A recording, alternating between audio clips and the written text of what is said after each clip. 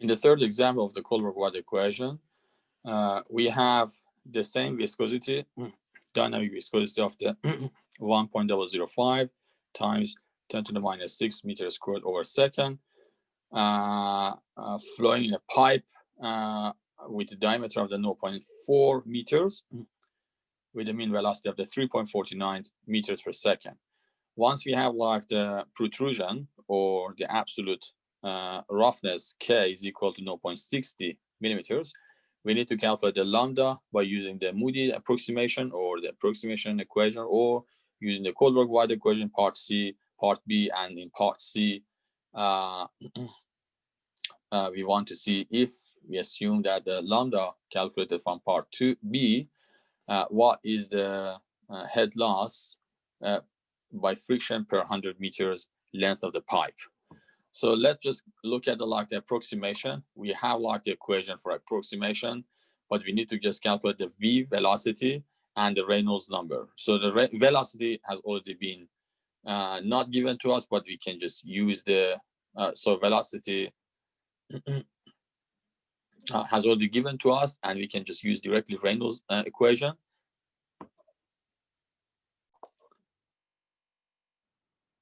So the Reynolds, first of all, can be calculated.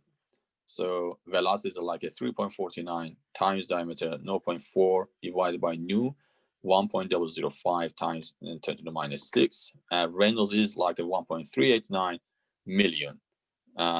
So K is like 0.60 millimeters.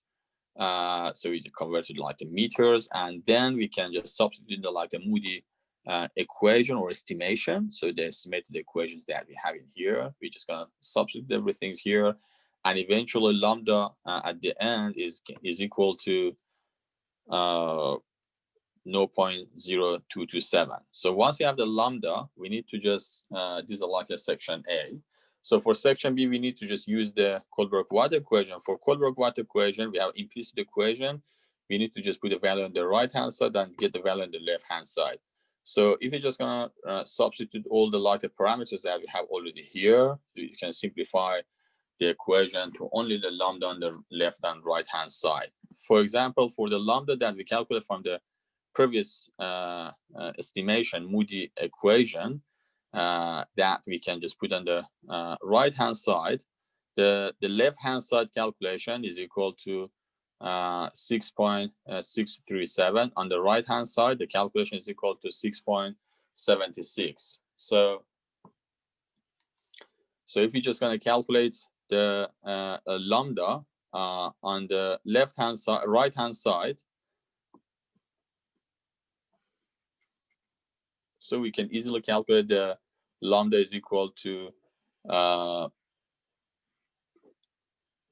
is equal to 0.02188.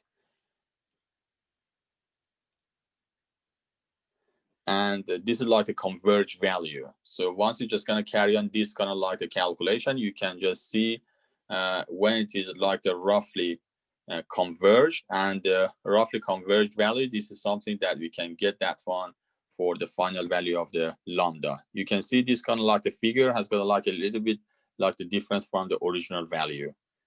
So this is the way that we can calculate the lambda from this equation. You can just put it on the right-hand side and calculate the lambda on the left-hand side.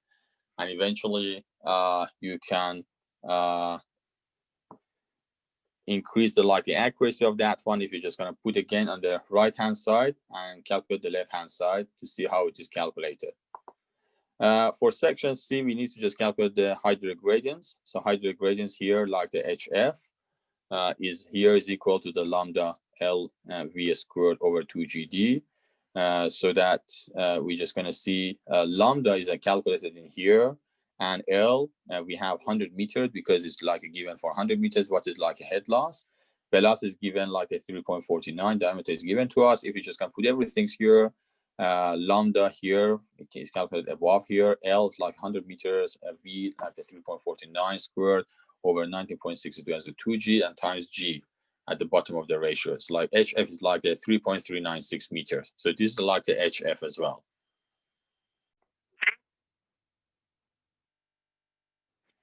Okay, so to just have like the better explanations about how we can calculate the lambda from section B, we can easily just do this calculation in Excel. So once we're just going to simplify this equation, we can just use this equation here and get the copy, like for example here.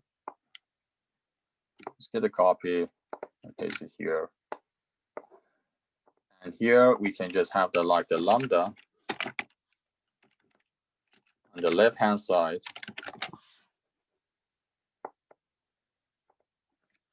So this is the right hand side. And we can calculate the lambda on the right hand side.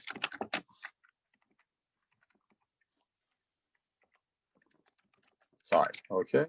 So first of all, lambda on the left hand side, we're just going to start with the value that we calculated from the approximated value, like the 0.0227.